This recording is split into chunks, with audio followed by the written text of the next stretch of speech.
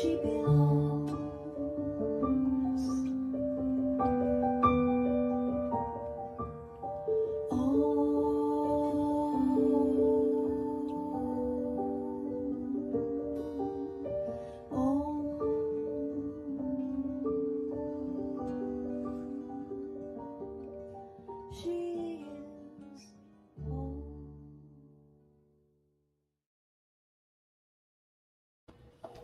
All right. Welcome to our TokiTV our gathering each and every Sunday for Scully Check the Knots Legacy. We've been on a little break. We were back last week, but you wouldn't be able to tell by watching us fumble trying to get started this morning. So that's what happens when you take a little break. But we are back, and we are really, really excited about today's special guest. But before we get there, I just want to do some quick check-ins. We'll go around the room. Christina, how are you? I'm good. Happy to be here. Keep going. Keep writing. We have a lot of work to do, guys. We have a lot of work to do, especially given some of the news that came up this week regarding some very backward steps that the administration has taken. But we can get there a little bit later. Ma, let's check in with you. How are you doing there in Florida? Oh, there I am. Okay. All good, thanks. Good to be back, and can't wait to hear what Darren has to tell us. And yeah, we've got a lot of work to do, definitely. Yeah. Hey, Brandy, how are you? Doing good. Excited for today's show. Really want to hear what Darren has to say, and Howard. And yes, awesome. Happy to be here. Marcia, you had some good news come out. You got that puppy dog. The dog did, I think. Yes, she's right here.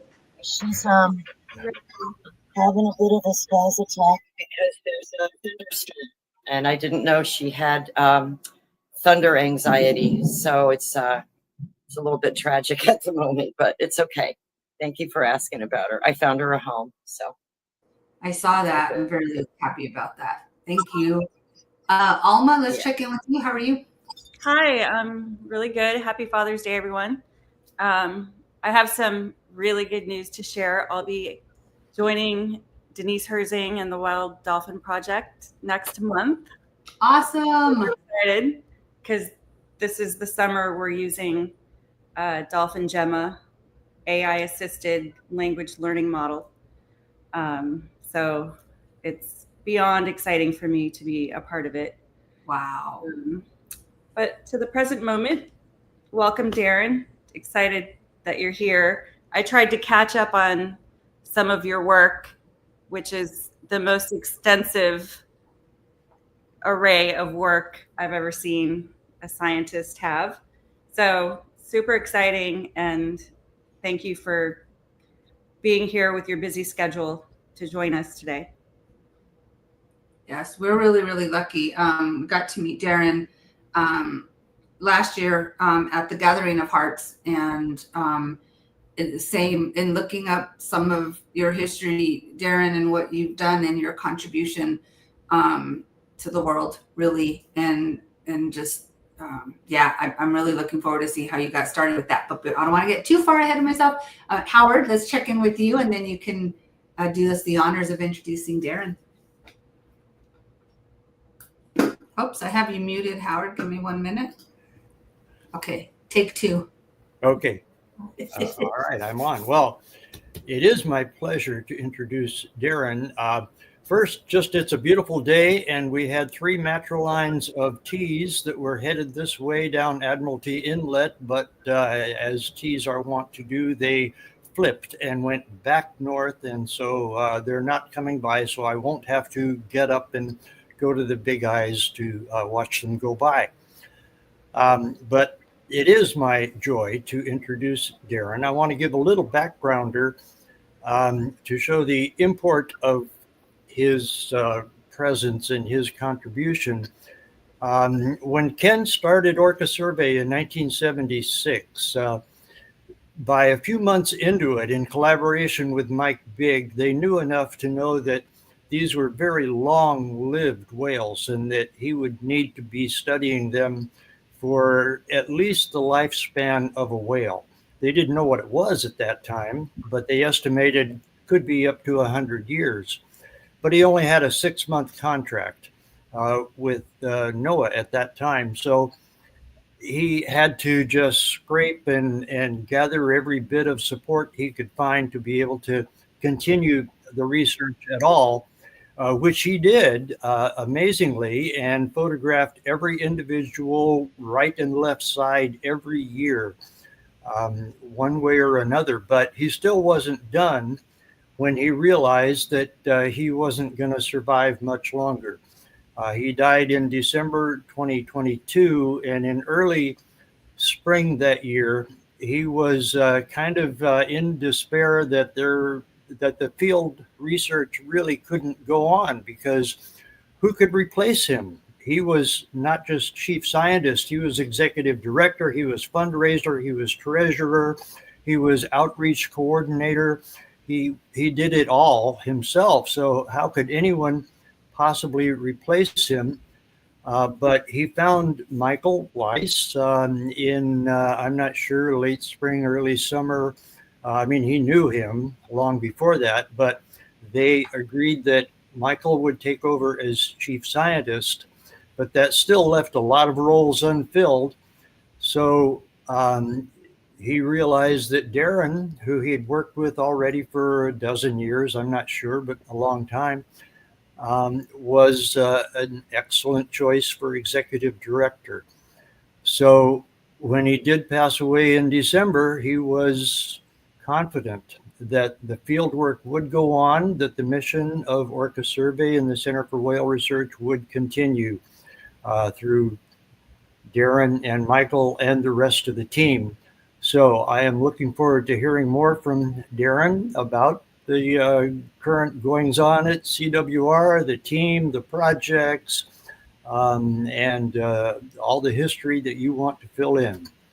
So with that, I will turn it over to Darren. Thank you for joining us today, Darren. Thanks, Howie. Yeah, and huge thank you for the invitation to join you guys today as well. I've only just returned to Salmon Island on Friday. As we make it into later on, I split my time between the UK and here. So it's really wonderful to be back, and really wonderful to see you all and have the chance to chat with you as well. And so thank you for the introductions, and thank you for the very kind words. Maybe if I just start by saying a little bit about how I got to be here today in terms of that journey and how I got involved with the Centre for Whale Research. And I've been very lucky to have a really varied scientific career. I've worked on a really large range of study systems, from the rainforests of Trinidad to working on male elephants in Botswana, to bull sharks out in Fiji, all sorts of things. I've been very, very lucky to work on a wide range of systems. I did my PhD, and I'm generally interested, I should say, in how animal societies are structured and why. And that was the topic of my PhD. It was looking at how and why animal societies form in the way they do, and what some of the consequences of that are. So as a PhD student, I'd spent time out in the rainforest of Trinidad studying these tiny little fish. They're called guppies. You find them in pet shops. And Trinidad was a wonderful place to look at how the ecological environment, so how predation risk and resource abundance had shaped kind of how animals interact and how they form friendships in these little fish communities. Anyway, that took up 4 years of my time in total, with a bit of postdoc time as well. I then took my first lectureship. So I was appointed to a lectureship in Bangor University in North Wales in the UK. And the first week into that lectureship, I was all really excited. The head of school knocked on my door and said, we want you to teach a course in marine mammal behavior. So I'd spent my time wandering around the rainforest, studying these tiny little fish. And I thought, well, they're in the water. I'll give it a go. So I rose the challenge, and I taught a course in marine mammal behavior. And on that course, there was a really fantastic student, Emma Foster, before she got married, Emma Foster. And Emma knocked on my door one day and said, Darren, I'd really like to do my MSc research project with you. And this is back in 2006, so almost 20 years ago. And Emma had been a Earthwatch intern with Ken here at the Centre for Whale Research, I think back in 2004. And with great enthusiasm and passion told me about this amazing project and the long-term data that had been collected and the scientific importance and value of that data, and relatively easily convinced me that she was going to do her Masters by Science project with the Centre for Whale Research, working on the southern resident killer whales. And she did, under my supervision, and did a wonderful thesis looking at how the matriline, or rather how the pod structure had changed through time, how the arrangement of matrilines had changed through time. Emma went then on to do a PhD with me, and the project has grown from there. So it started as a student project, and it's, well, I'm not going to say ended because it's still ongoing. It currently has me here in the Centre for Whale Research and actively involved. And I think it's just been, for me, such a special opportunity, the most exciting science I've been able to do in my whole career, to work with the centre, work with this amazing long-term data. I was just 6 months old when Ken first went out on his first encounter with the southern residents. And that's just incredible to think about science, about a population of known animals that have been tracked now for half a century, with every birth, every death, information on their behavior.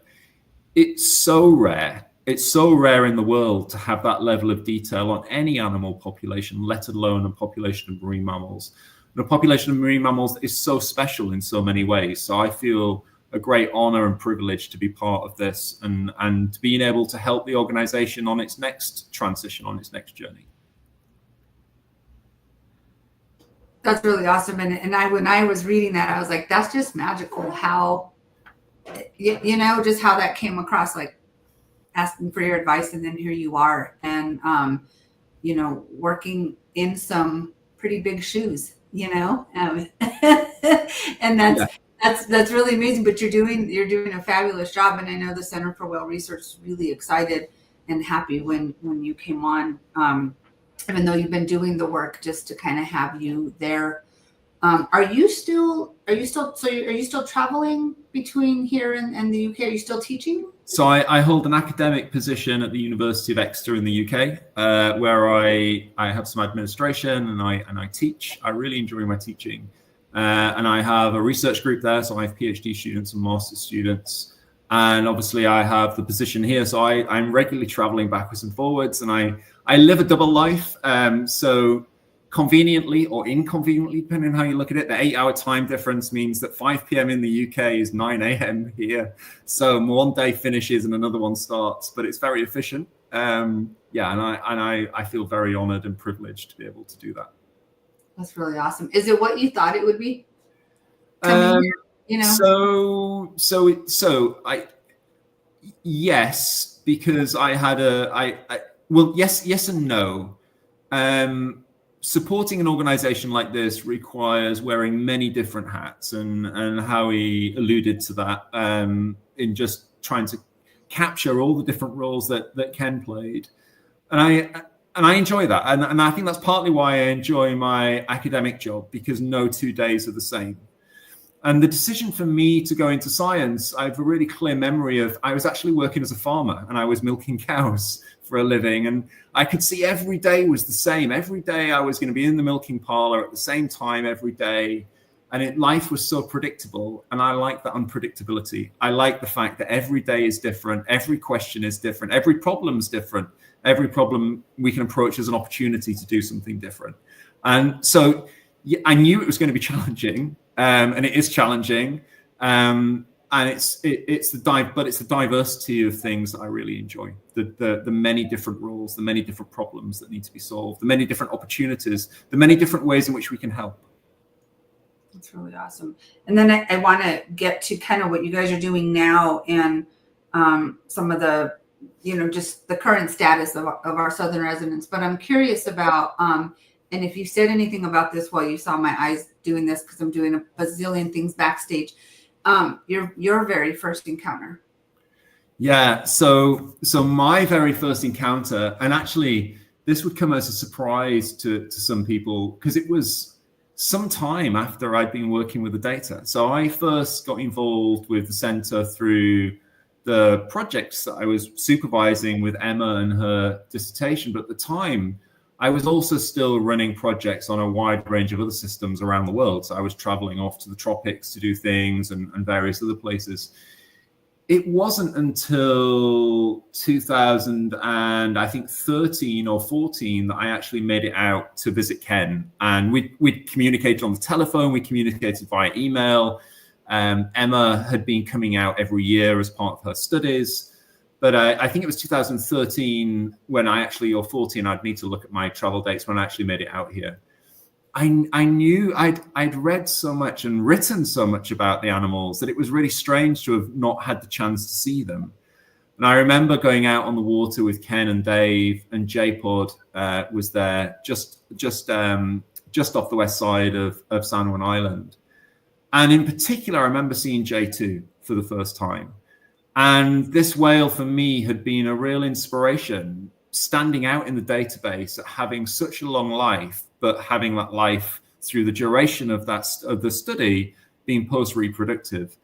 And it was, it was such a magical moment to see something I'd written about, read about, discussed in detail out there in front of the group, leading to go and find the fish. Such a magical, special moment.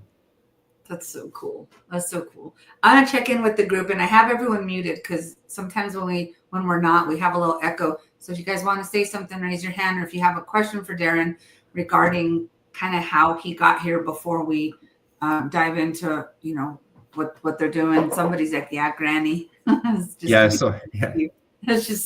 so amazing. Does anyone have questions for Darren before we move forward? We good?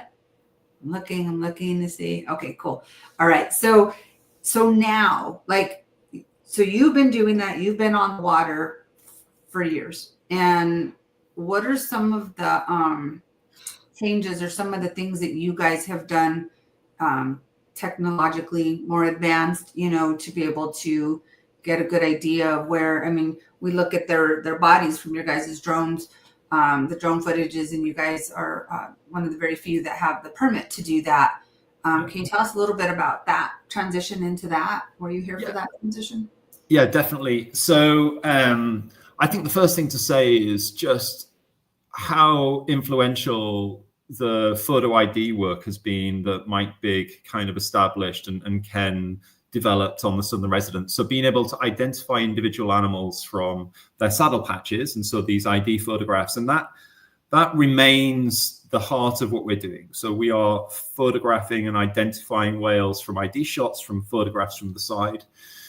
And it's just incredible the data that then has been built up from those ID shots in terms of births, deaths, patterns of social interactions, space use. I guess where we were in 2017, 2018, when we started the drone projects, the unmanned or uncrewed aerial vehicle project here at the center, is we were wanting to try and get an idea of what's happening underwater. So a great deal of really fantastic science is being done by photographing the fins and recording, like I say, patterns of social interactions, births and deaths. But of course, most of what we might think of as the behavioral interactions, so these things like prey sharing or physical contact between whales, happening underwater. And I have a really clear memory of being on a boat with Dave and a couple of students a postdoc who was with me at the time. And we watched this really big fish swim, being chased. I think it was J-Pod. I don't remember who the whale was.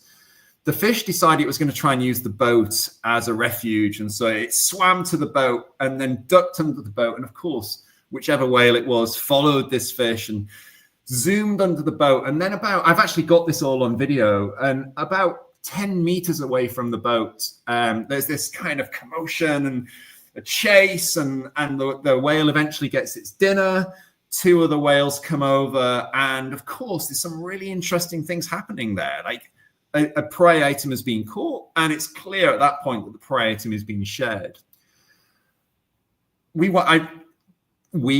really wanted to be able to see what was happening, and an eye from the sky is the way to do it. And at the time, we were looking at drones had really only just kind of come on the consumer market around that time and being available. We'd looked at whether or not we could have a camera on a helium balloon that we were towing behind the boat, or we were kind of launching from the shore to give us a view from above. But around that time, drones became kind of financially accessible to projects like ours. So back in 2018, I think it was the first year, 17, we maybe fundraising for it. We went out with a crowdfunding campaign, and thanks to incredibly generous supporters, we were able to get our first drone.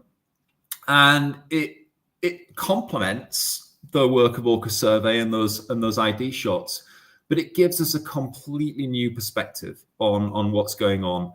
And I think for me, the really striking thing from those first videos is just how tactile these animals are underwater and just how close they swim together. You know, it's not like they're all trying to balance on a little island like a group of penguins or something that all have to huddle together to stay warm and huddle together because there's not a lot of space. They could easily spread out and they could easily swim spaced apart. Yet they swim quite often in contact and synchronized. And that was just really special because for decades, if we think about research and science on primates, the physical contact, that tactile grooming is so important in building relationships and reinforcing relationships, reinforcing friendships. And there we were being able to see now from above down and seeing actually we see the same type of tactile behavior, but just in a different way in these marine mammals in the southern residents. That was just absolutely incredible. And it's gone, I guess, you know, it's a completely opened a new world for us. So we can now see prey chases. We can now see the roles individuals are playing during foraging. We can see how they're coordinating their behavior. We can see how they space out when they're swimming. Just ask questions whether or not there's any hydrodynamic, whether there's any energetic benefits of the formation of their swimming groups. It's just incredible. So it's given us a completely new perspective. And I think it's in a similar way to which digital cameras did when the organization moved from film to digital cameras. All of a sudden, instead of having a few rolls of film in your pocket and they needed to be careful about how many images they took, all of a sudden they could be trigger happy with the camera and take thousands of images, which means we get to see a lot of things that we would maybe have missed if people were being careful about the film, the slide film that we're using. So these kind of innovations, if you like, if they're used in the right way, can give us a completely new perspective and complement that kind of long-term work that's already been going on in the background. That's really awesome. And it's really sweet. I don't know, it's something sweet about you have this entire ocean and you can just spread out and have your space, but they're choosing to just be so tight together. And you know, I don't know. Ma, go ahead. Yeah, personally, I believe that orcas developed DRS, drag reduction system, that Formula One are using now. Because when you see them, they always seem to be in the same pattern. And they're sort of the strongest at the front, usually. So when they move, and when they really move, I personally believe that we should thank orcas for DRS. We should tax Formula One. That's awesome. Shirley's saying Happy Father's Day. Hi, Shirley. And Darren, I did want to tell you Happy Father's Day. I hope your kids are watching. I hope your family's watching. Thank you. Yeah. Really, really cool. And yes, Ma, way to bring in the racing into that conversation. But that's true though, right? I mean, there's so much that we can learn from them. And I know, one of the things you focused on was, being post reproductive and menopause in orcas specifically. And just, I think we could learn from what you're learning about them. We haven't been able to learn from humans. I think we should pay attention to Darren's studies on that. I really do. I can also really clearly remember that conversation with Emma when she was a PhD student at the time, and we were sat there, and I can remember it like it was yesterday. We were kind of talking about topics for her dissertation, And she said, one of the things I want to look at is to try and understand why they stop having calves in their 30s or 40s, but maybe living till they're 90 or 100 years old. And I remember my jaw just hitting the floor at the time and thinking, what? We really have to try and understand that. And actually, that's taken us on a journey that's gone for well over a decade of projects and across multiple PhD students and multiple postdocs to try and understand how this, and I can't emphasize enough just how unusual that is as a trait. There's over 5,000 species of mammals, and in all but a handful, and that handful, apart from humans, are all toothed whales, females reproduce until the end of life. In all other all terrestrial mammals, apart from humans, females will reproduce at the end of life. And it's just fascinating to look at those exceptions, and the orcas are one of them. Narwhal, beluga, false killer whale, short-fin pilot whale are the others. As to why this unusual trait has evolved, and that's been a real puzzle, and a fascinating scientific journey of discovery, looking at the role that grandmothers play keeping their grand offspring alive, that mothers play in keeping their offspring alive, particularly their male offspring. The role of matriarchs in society around acting as repositories for knowledge of when and where to find prey, that actually that lived experience across the generations can help their family group in times of hardship. And we see great parallels there in human societies, in hunter-gatherer societies, where if there's a drought or if there's a famine, the best person to ask is somebody who's lived through that before, or somebody who's experienced that before. And elders in their societies are held at the center of the society. They're often held as the fundamental to the survival. And I think we can learn a lot from the matriarchs and learn a lot about the value of those matriarchs on their family groups and the role that they're playing within the society. That's really awesome. Marcia had a question about the identification. Did it take you a while to easily identify them? Can you go out there now and you're like, oh, there's, can you easily identify them, or is it more of going back and reviewing the footage? For me, and this is the sad truth of being in a management position, but I don't get out on the water enough to be able to do that. So my role is very much helping facilitate and support others. The research team, Michael or Dave, especially Dave on the water, you just need to see a pixel of a whale almost and he can identify it. And not only that, he can tell you who else will be around because he's seen that whale. And not only that, he can tell you when he last saw that whale and who was absolutely incredible. For me, I need the ID book, and that's also just a question of how I spend my time on a day-to-day basis. I see my role as helping to facilitate others, both in my academic role at the university and here, that actually is making sure that other people are able to do that important work and be able to get out on the water. But that doesn't mean I don't enjoy getting out there. It doesn't mean I don't enjoy going out and doing photo ID work. And also, it doesn't mean that's not really important. I always try and stress this to my students, that it's so important to get out and see the animals, see these interactions happening. That's where we can really understand. That's where our ideas, that's where our hypotheses come from. That's how we can build a scientific question, and that's how we can then collect the data to answer it. So that time with them is so valuable and so important. That's awesome. That's really awesome. What is going on with our Southern residents right now? Yeah, I mean, that's a really big question. We've obviously had a couple of births, which give us hope for the future. But we're a long way short from births that would, or a rate which would give us a viable population for the future. I've only just arrived back here on Friday, so I haven't really had a chance to check in with the research team properly, but I know they haven't seen the Southern residents recently. I know that because we've been in contact. I think that's an indication that they are somewhere else looking for food, and whether or not they're finding food is another question. But the fact that they are here less than they are historically, I think, is a real indication that there isn't the ecological environment there used to be.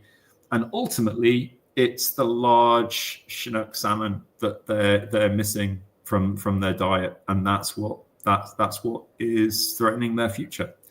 And I think there's a really, we often, when we see fish numbers reported, it's often reported as numbers of fish, the biomass, or the, however many fish there are in a given run. I think one thing that's often not appreciated is the scaling, the size relationship between these whales and their prey. You've actually got quite a big animal feeding on quite a small prey. I mean, historically, the Chinook salmon were big fish, but not big compared to the size of the whale. You've also got a strategy often where there's a pursuit of the whale is pursuing the fish, the orca is pursuing the fish. So an analogy of that, thinking about that scaling relationship, is to think about driving a car versus driving a big lorry. A car can turn very quickly. A big lorry, is that the right terminology here in the US? A truck? A truck has a really large turning angle. So the reason that's important is what's actually happened over time. It's not just the number of fish that have declined, but the size of those fish have declined as well.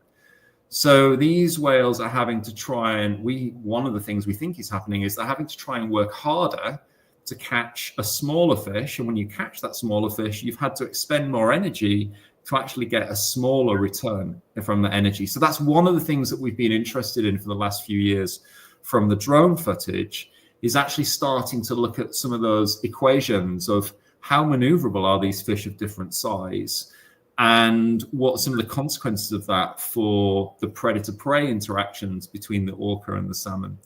So there's a declining number, but it's also a decline in those large fish that is really the problem. So it's not just the number of salmon, it's the size distribution of those salmon as well. And it's those really big fish historically that help support the population that we're really missing.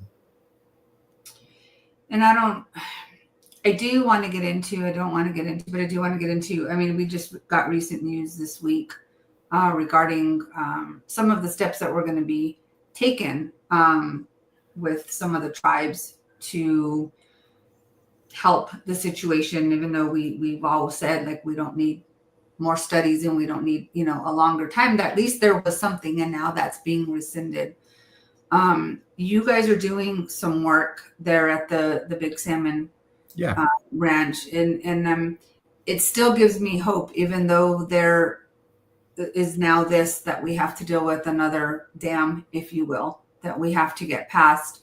But can you talk to us about some of that and what you guys have been doing, you and Howard? I know I've seen some footage on how quickly it can be restored, right? So I think the attraction of dam removal is that it's twofold. One, it opens up habitat above the dam that is currently a barrier, but the other is that it removal of the dam improves habitat downstream of the dam because the dam controls the flow of the river and how the river flows down below it. So a dammed river will often flow in a steady way, which means that it tends not to wash the large trees downstream. It tends to be what we might think of as a kind of clean or tidy river, which isn't very good for salmon, that it flows open and straight. And that often means that it will cut a deep canyon into the river and not necessarily flood in the way it would have done. And so the removal of the dams on the Elwha, which is a real kind of a success story, if you like, in terms of fish recovery. As soon as the dams were removed, fish were able to move upstream. But part of the issue is there's a memory. The river has a memory of the last century. Those dams stood for a century. And the river has a memory, and that memory is etched in the way that it flows through the valley. And so what were historical floodplains quite often now it has a narrow canyon flowing down through the floodplain, and the river remembers that route because it's the way it's always run, and it will continue to run in that route. Part of the challenge there is those are often deep and narrow, which means they're fast flowing and they tend to have large boulders. And that's not conclusive for spawning habitat for salmon, where they want to have kind of back eddies where the river kind of flows, the river breaks up a little bit, and then you get sediment forming, sand and gravel rather than sediment, sorry. Sand and gravel forming, and these gravel beds then provide a spawning habitat for the fish. So one of the exciting things that we're hoping to be able to do with the local tribe on the Elwha is actually look at the property so that Ken purchased with the organization, the Centre for Whale Research, which is just over 40 acres of double bank on the Elwha below the dams, right in the heart of where the historic Chinook salmon spawning sites are. And Howard and I have had amazing time watching fish on the property and watching salmon spawning there. But we can do more. So, but the river needs a hand. It needs a hand to forget that memory of the dams, to be able to rewire its path, if you like. So one of the things we're hoping to be able to do is actually a engineering project where the property is very fortunate in that it has a historical floodplain, but the river's cut a deep channel through it. So with the right support and the right funding and the right team, which is being led by the tribe, the Lower Elwha, we can actually start to rewire that river. We can start to erase its historical memory by digging a new channel, by putting log jams in, and that will actually lead the river to be able to flow once again over that historical floodplain, disperse some of the energy of the river. The problem with a high energy flow is you get all of the fine sediment, the fine gravel being washed down. We need to have those back eddies. We need to have those slow moving areas. The sediment will, the gravel will be deposited. Once the gravel is deposited, the fish can then spawn in those sites. So current estimates are, if we can do this piece of work, be a couple of hundred new reds for Chinook salmon we could potentially open up, which if you think about each spawning site will be tens of thousands of eggs, or however many are going to be there through time. The potential for spawning sites, but then also nursery sites for the fish and helping that river to rejuvenate and restore. So we're really excited about that, especially one of the reasons that Ken really honed in and focused in on the Elwha, and going back to something I was just saying before, is historically this was a river that produced those really large fish, those really large Chinook. And those are the fish that are really important for the whales. Those are the fish that are going to be, they can't move like, they're like those little tiny toy cars. They're going to be easier to catch. Yeah, they can go faster, but they won't be able to turn as sharply. And so it's a really exciting project to be part of. What we've been doing so far is, historically, this is an old ranch, so it had fences. One of the first things that we did is to take down those fences. So Howie and I and a couple of other people were really busy rolling up our sleeves and getting our hammers out and taking down the wire. And it was just incredible. Within just, I think, 2 hours of the fence coming down, deer were already walking through the new gap in the fence. And then a couple of days later, the elk were there walking through the fields. And that's really important for two reasons. One, it's opening up habitat, but also it's bringing in the natural grazing, which helps us to manage that grassland, and it helps us to keep the invasive species out. They are grazing the grass that's helping to keep it diverse and not just transition into an invasive monoculture. But also then in opening that new habitat, I was fortunate enough to spend a couple of days there this last week, and the elk have brought their calves down. Their elk have come down to calve. So now they're calving in the meadows. We've got elk calves there, which are just absolutely fantastic to see. So it's a kind of ecosystem that's a small little paper stamp in this large mosaic, but it's an important paper stamp because it's a key part for the spawning area for the salmon, but also it's clearly a key part for many other species as well that are using this space. So it's a really exciting project to be part of. That's very, very cool. I want to check in. Howard, did you want to add anything about the Elwha project? Well, I'd love to talk about the wildlife cameras, the critter cams there's 10 of them. We had the joy of going around and monitoring each one to make sure it had a good view and set them up right. So can you talk about some of the species that we've seen on the cameras? Yeah, of course. Sorry. So many things have been going on. I have to forget. So thanks, Howie, for the prompt. So one of the things that we need to do with any restoration project is actually establish what's there at the start. So to be able to show that we're progressing and we're rewilding and we're moving in the right direction. So we were able to utilize these trail cameras, which are cellular linked. So we put 10 out, and they were able to access them on our telephone. And so we've been able to see a whole wide range of wildlife there that I wouldn't have initially thought we would have had. So, for example, we've got a reasonably resident group or small number of coyotes coming through the property, which are really beautiful to see. We have bobcat, which are moving through the property on a reasonably regular basis. We are seeing, obviously, deer and elk coming through on a regular basis.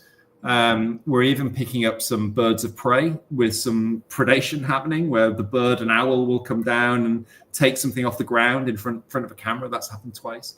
I guess the biggest surprise for me has been cougar and seeing cougar walking through the property, which for me has been absolutely incredible to see. And just wonderful to know that they're out there, and there is a long-term monitoring study of that population in the Olympic National Park, and so they're well tracked and well studied. But it's that's giving us really valuable data on the sequence and seasonality of these events happening, and that's building up a baseline of data that we can then track change against. The other thing that we've actually just done, which we've deployed but haven't recovered yet, is we've put 2 sound recorders out in different habitats at the property. So I don't know if anyone's used Merlin, the bird ID app for your telephone, which is absolutely wonderful. I love it. So yeah, you click on it, you put your phone out your window, and it will tell you what's singing and which birds are there. It's just incredible. So that's AI, that's artificial intelligence classifying bird song that it's hearing and giving a really good, accurate description of which birds are there. So we now have 2 sound recorders that are running. I think they run half an hour on, half an hour off, 24 hours a day, and they've got 2 terabyte hard drive, storage space. So they'll run for 6 months over that time period. We're then going to recover those later on in the summer, and then run those files through a similar classification program. So it will give us then time, location, and species of all birds and amphibians that are calling on the property. Again, allowing us to build up this baseline data of what's there. And that will allow us to start to build a long-term data set. And the value of those long-term data sets can't be overstated in terms of being able to track change, because that's how we know the climate's changing, through people recording the change in temperature, the change in species composition through time. And so we're starting what we hope will be a long-term monitoring project there, and a long-term monitoring project so we can help monitor that property as it goes back to nature, as it rewilds, and track the changes that occur. It's just fascinating to me. So much work that needs to be done and can just, I don't know. It's all about education, right? That's why we have Professor Howard here, because he drops knowledge for us all the time. But it really is about giving people information that they don't know yet, that they need to know in order to make a difference, and using that information. You guys are out there doing it daily. So just, thank you again, Darren. Christina, you had your hand up. Waldo, give me go ahead. Yeah, I was going to ask approximately how long it would be until this project was finished. Yeah, so it's a really, really good question. So the project is very much being led and driven by the Lower Elwha tribe, and I can see a link there just has popped up. they have a wonderful track record and have been absolutely central in both getting the dams removed in that watershed, but also in then working to restore and track the restoration. So it was a wonderful meeting. We'd been trying to meet with field biologists for well over a year, and my schedule of flying in and out didn't work with their schedule. And actually, we managed to, I can't remember when we managed to get the first meeting, but it was sometime, maybe February. Is that right, Howie? Was it February? Oh, you're muted. Nope. Yeah. Okay. I could have to look it up. I think we're gonna call it February. I can't remember if it was February or December. It was sometime in the last 6 months. I lose track of my journeys. But we went into this meeting thinking that we were going to be exploring an initial conversation and having a chat about how we might work together in the long term. Yeah. And they came to us with a wonderful proposition, all worked out, that said, we've identified this property, Balkan Big Salmon Ranch, as being one of the priority properties for restoration work in the watershed that we need to do next. And it just happens that property, the Balkan Big Salmon Ranch, is neighbored by two properties that are either under their control or are very friendly, under their management, or are very, very friendly landowners. So that actually provides a relatively unusual opportunity to have quite a large set stretch of the river where they're actually able to do quite a large engineering project. So this was just a wonderful opportunity for us to be involved with a project that they're driving, they've led, and it's just a perfect partnership, if you like, because of course we want to restore the river. Time. So this is a big project. This is like, in my mind, I don't know if any of you went to the beach as kids and kind of built ditches and blocked them and dug channels and tried to control the tide or control how the water flows, but it's that on a landscape scale in a river. So this is a huge project, and so it's going to take time. It's going to take time in terms of doing the engineering calculations on how, because you can't just go into a river and change a river. You have to work out what the consequence of that change is, both in terms of how to have the maximum impact for the effort. So where to put these log jams, how to manipulate the river, but also what happens when you manipulate the river downstream. You don't want to do something in a river that then results in flooding downstream, or then actually makes the habitat condition worse downstream. So there's a whole lot of work to be done around just simulating the river in a computer environment and working at that optimal implementation of a drainage ditch and log jams up and downstream and on the property. That will take time. That we don't have a timeline for that, but that's going to take time and time to fundraise for. When we talked to the tribe, they were suggesting a 3 to 4 year time period. But over those 3 to 4 years, a lot has to happen, both in terms of fundraising and then implementation. Projects always take longer than we expect. Hopefully this won't be one of them, because it's really important that it gets done and it gets done as quickly as possible. But we're talking years. We're talking a journey going for years. And of course, it doesn't just end when the last of the heavy machinery drives off site. Then the project continues. It continues because we'll be planting native plants. We'll be tracking what's going on. We'll be monitoring the salmon as they return to those new spawning sites. And so it will continue going, forever, if you like. But the initial engineering works probably about 3 to 4 years, assuming we can generate, or together with the tribe who are leading the project, that we can generate the funding to be able to do it. Right. And I just want to add a little bit to that amazing day when Jamie showed us the plans and then took us on a very educational tour to see a couple of other project sites. And one was on the main stem of the river, just below the new bridge now, the Highway 101 bridge, where they had placed the LWDs, the large woody debris, which is a key concept in salmon restoration. right there in what was kind of a heavy boulder floodplain or fan where the river kind of spread out, but it didn't offer spawning possibilities until they put in these, engineered piles of logs and rock. And downstream from there are these nice protected places where all sorts of fish can take cover, get protected, find some prey, something to eat, and to spawn and make reds.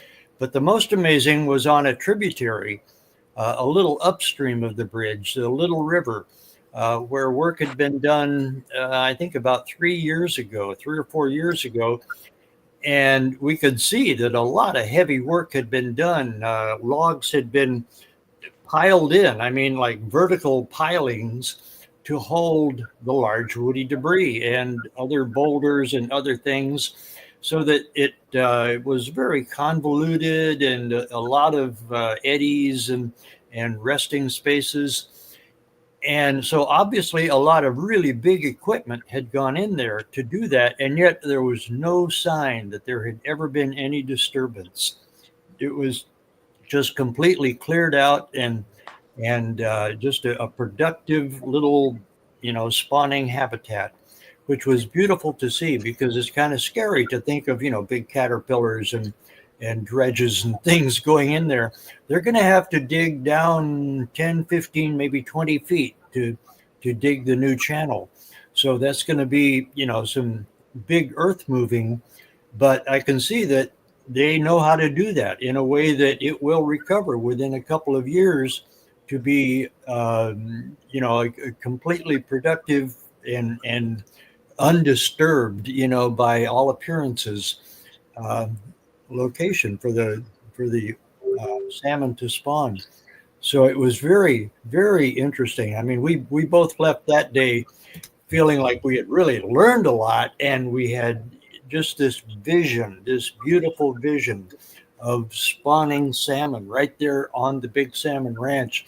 And I'm thinking, if Ken is looking down, he's saying, yes, this is exactly what the Big Salmon Ranch is all about. And, because he saw it as kind of a symbolic statement and support for the restoration of the Elwha in every possible way, that land would not be developed. It would not be, it could be protected by the Center for Whale Research. But this is above and beyond that. This is actually producing salmon for the southern residents. And that's just the best possible outcome. That was beautiful. Yeah. When you were saying, Darren, you were saying, it just happened to be that, and I'm like, no, it didn't just happen. I think the ancestors and there's a lot of hands in play at that, making sure that divine intervention, perfect partnership. Yeah, it was an arrangement made. That's really, really amazing. So Marcia had a question. How important are the estuaries at the mouth of the river where the sediment collects? Did you happen to answer that while I was poking around looking for things? Go ahead, Darren. Want me to? Yeah, so they're really important. So a spawning site is just the start of a journey that can take many years before that fish returns to spawns, before the fry grow and leave the river. And there are these bottlenecks of pressure, if you like, on those fish along that journey. And estuary habitat is really key, because you can think of it as a nursery ground for those fish. They're leaving, I hesitate to say the safety of a river, because there's predators and things in the river, but they're leaving one environment and going into another. And unfortunately, that interface between river and an ocean and sea is one that we've heavily impacted around the world, not just in this area. And so those estuary habitats have been under immense pressure, and they've been degraded, particularly in terms of thinking of vegetation and things, so that the fry have places to hide, the reduction of predation risk. So yeah, very important. I think, and it is something we touched on in that conversation. It's about where can you have impact now, and so where is the opportunity to have impact? So are the estuaries as good as they could be? I think no. Is there the potential to change them tomorrow? Probably not, because of the situation of access, of ownership, of all sorts of other things.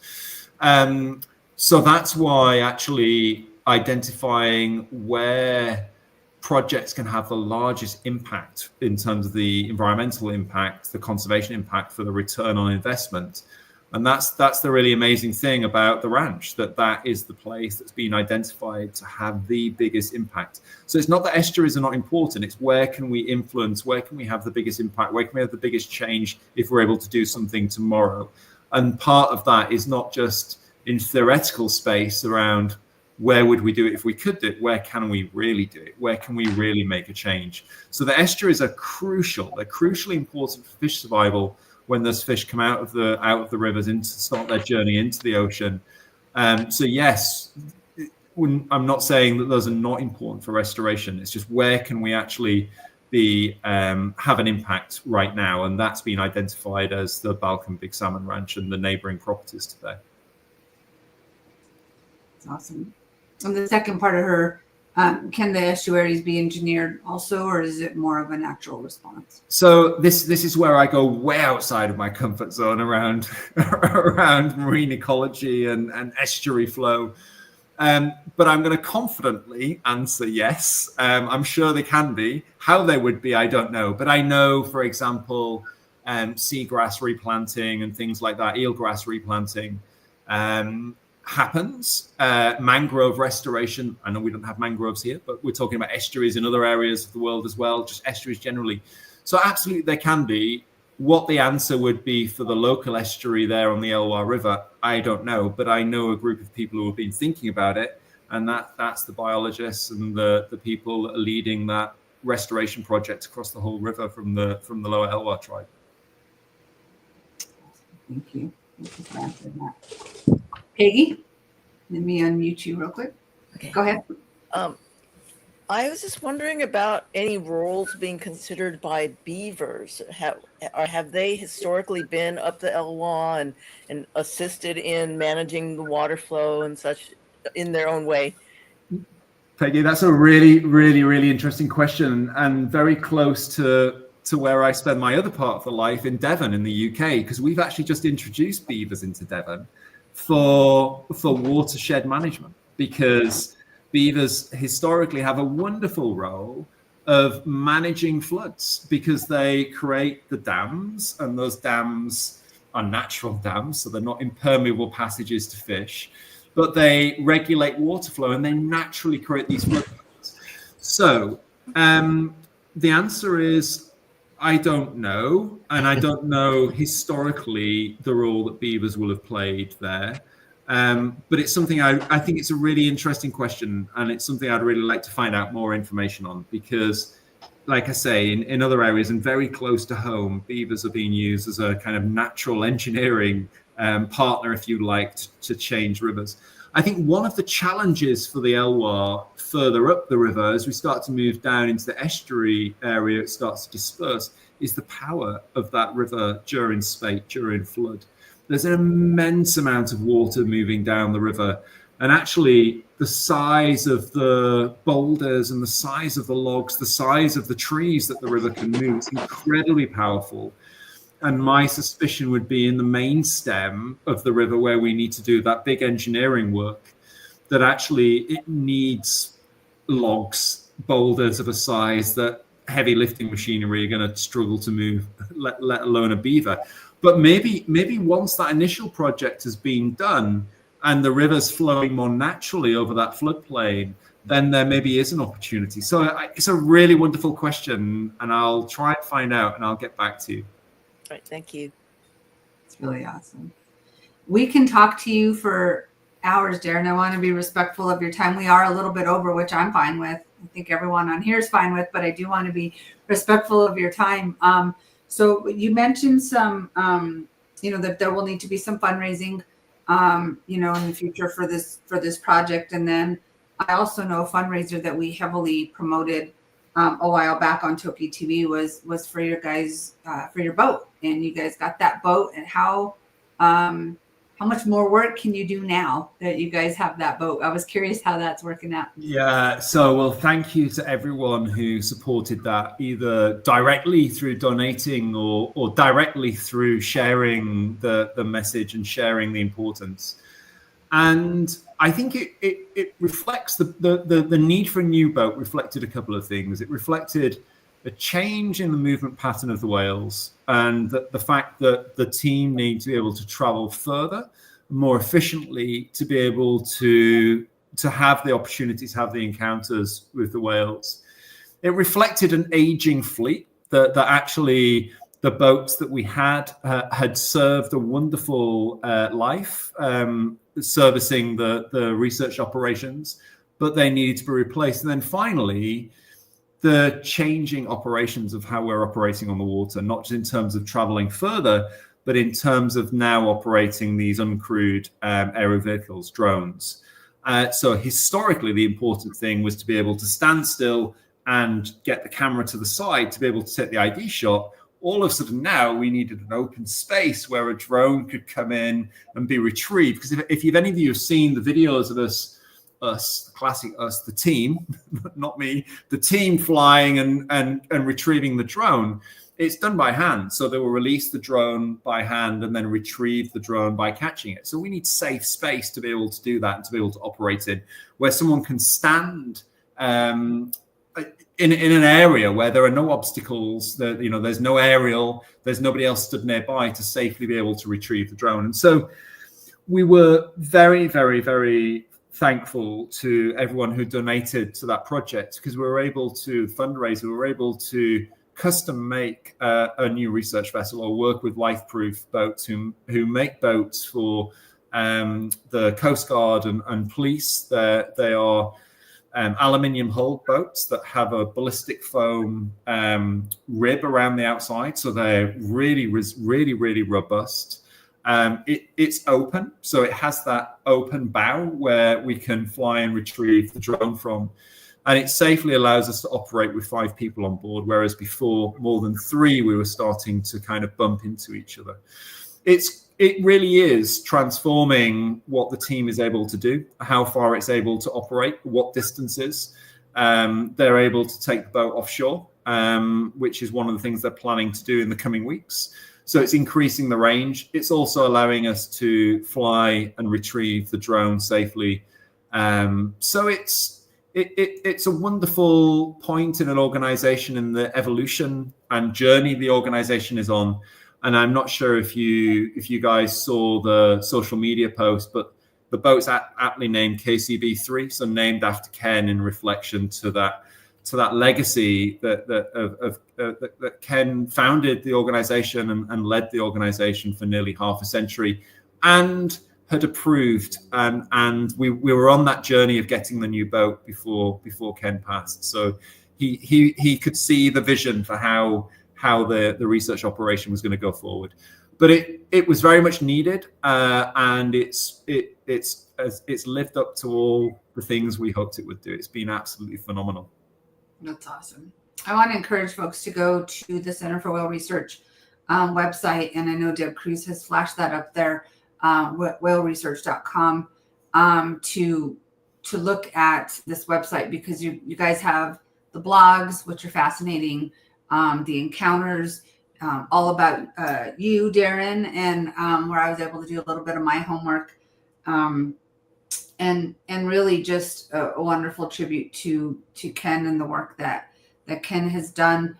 Tell me, Counting Orca, how can we see that? When can we see that? Is there any information on that, Howard? Yeah, that's a really, really good question. So if any of the audience isn't familiar with this, Counting Orca is a documentary and a tribute to the work that Ken did, and the foundation or the founding of Orca Survey, which is the long-term long-term running, which is now at half a century of the ID study of the southern resident killer whales.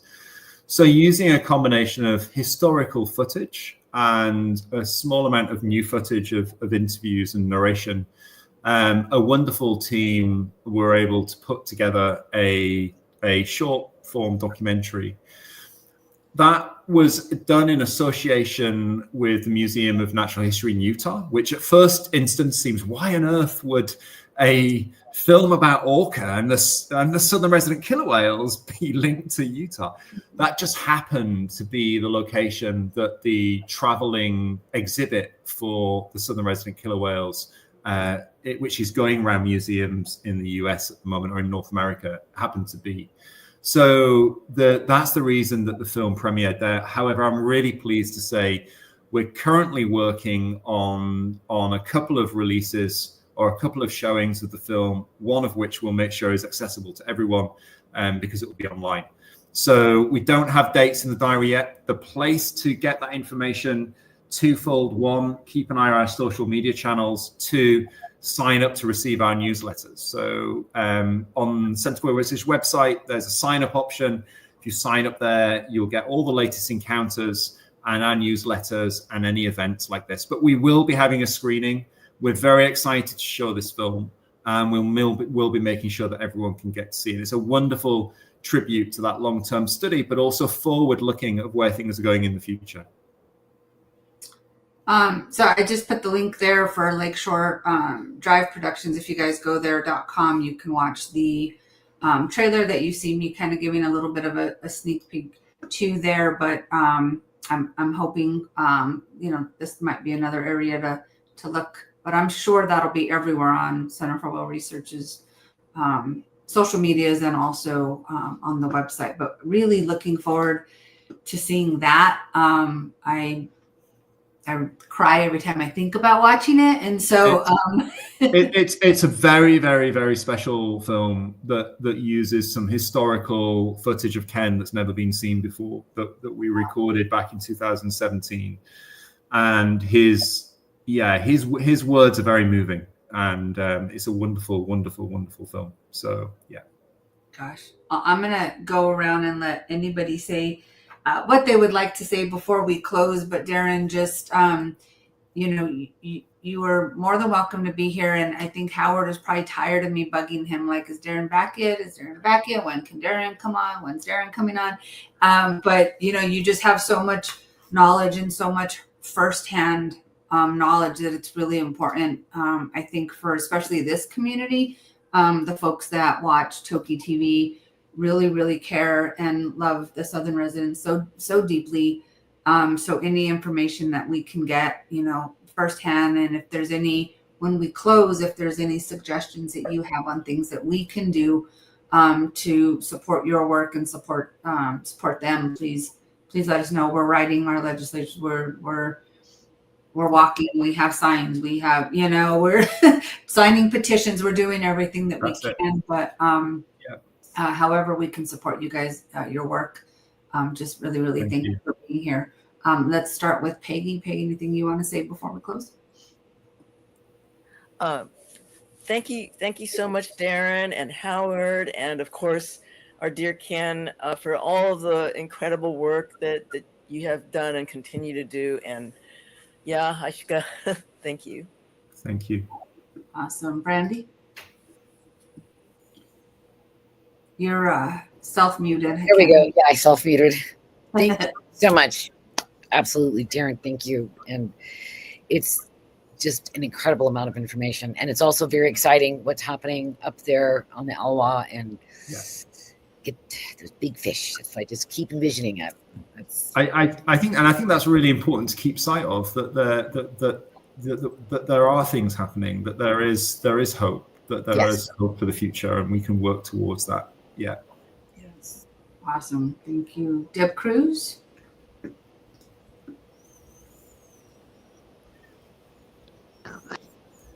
Thank you. I mean, I'm going to cry, so I'm going back on silent. It's usually Christina that cries. Deb Cruz. Just kidding, Christina. Checking with you. Thank you, Darren, obviously, for all you do. I really appreciate it. I just so worried. That's all. Just so worried about the. I mean, I can't even hardly call them residents really anymore because they're never here. But yeah, I mean, whatever we can do, like Annette said, to help. That's what we are all about here on TokiTV. So.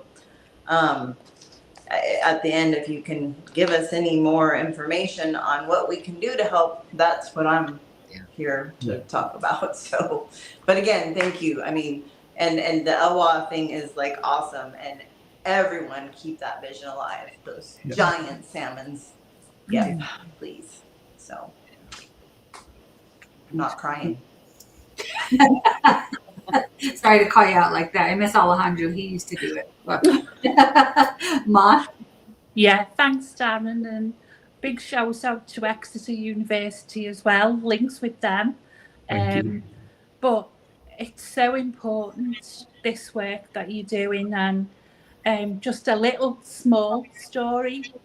My auntie and uncle lived in Vancouver, BC, and they used to come back home regularly. But she always carried an extra large suitcase with her when she came back home to England. And I was always puzzled what was in this suitcase. But she opened it in our kitchen one day. And you know these great big massive suitcases that you can get? Well, that was one of those, but this was back in the 1960s. She opened the lid of the suitcase and started taking newspaper off and tin foil off and all the rest of it. And inside this suitcase, wrapped up in everything you could think of, was this huge, massive salmon that she brought back from BC so that my granddad and my grandmother could taste, obviously, Canadian salmon. I was mortified, horrified, because I'm just like, you can imagine what I said to them at that age. But I couldn't get over the size of the salmon in the suitcase because there was no room for anything else. And that's why this work is so important, because we need big salmon back in the rivers. And can't thank you enough. And anything we can do, as Christina said, all you've got to do is holler. Thank you. You're welcome. Thank you. Awesome. Alma. Yeah. Thank you, Darren, for all your contributions to science, to the planet, for what you and Howard are doing to rewild the Elwha and help the Southern residents. Just know that you guys have the biggest support team here with us, and anything you need, we're here for you. Thank you. It really means a lot. Thank you. And we're so super blessed to, I don't know, just be connected with you guys the way that we are, and to have Howard here with us every single week for the last 3 years we've been in just Howard, just so much knowledge and so much work. And I know I don't ever want it to seem like, or for us to take for granted, just the my hero on the screen with us every single week. And so Howard, I'll check in with you now. Right. Well, it's been worth the wait, Darren. Really glad you could join us. I really appreciate you doing this. It's been educational and inspirational for even me, and I knew all that stuff, or most of it. So it's been highly enjoyable. Really appreciate it. Thanks for coming on board. Thank you. Becoming a member for Center for Whale Research, I think, is one thing that we can do. Do you mind to just tell us how we do that? Yeah, so if you head over to the Center for Whale Research webpage, then that journey should be quite easy. There's a button to become a member, and that will mean that you stay up to date with all our latest news. When things are happening, events are happening, you'll get notification of that, and we will be, the members will be the first people to find out how to view the film counting orca when it's live. So that's a great way to support. It's a great way to support our activities. Obviously, supporting the organization to be able to do its mission, but also a great way to keep up to date with the very latest news through our membership newsletters, where we'll be sharing our research findings and staying in connection, staying in contact with us. And I think, just again, to echo just a big thank you for the opportunity to come and spend a bit of time on Father's Day with you guys. I'm so far away from my family. It's been so nice to spend the time with you guys today, and just to have the chance to talk about some of the challenges we face, but also some of the opportunities and some of the hope that we have for the future. But we mustn't ease off just because we have hope, just because we can see things that we can do. We've still got a long way to go to get there. So a big thank you to all of you for everything you're doing to help support the Southern Resident Killer Whales, and thank you for helping support the centre in our work to try and do that as well. And I also want to highly recommend looking at the encounters, because each one is a little vignette, a little story of that day's encounter, start to finish. Every whale they saw, their little quirks, their behaviors, and it's a complete, very authoritative write-up with the most amazing photos in every encounter that you'll ever find anywhere. There's so much. There's so much if you go to the webpage, you guys, and the blogs and the encounters and the YouTube, and I mean, you can see all. If you haven't, block out a day or an hour a day. It'll take you a while to get through all of the wonderful information and video footage that's there from Center for Whale Research. So thank you for saying that, Howard. Yeah, guys, definitely check it out. I think a lot of times we're like, yeah, we'll get there. Go check it out. Copy the link and post it to your Facebook pages. There's a lot of people watching on YouTube too, so I want to just say Facebook, but post it to your socials. Get the word out. Remember, people can't help if they don't know, and so let's just keep spreading the information and do that. Thank you so much, Darren, for being on. I hope you come back. I'll end with the trailer for Counting Orcas. So for those of you that have not seen it or don't know what we're talking about, we'll end with that. But it's been such a joy. Happy Father's Day again. Thank you. Thank you. Lovely to see you guys. Thank you very much. All right, let me see. Put this on here. I have maybe a mistaken belief that knowledge and truth has a meaning for our species. Each little learning opportunity adds something to our ability to make life sustainable.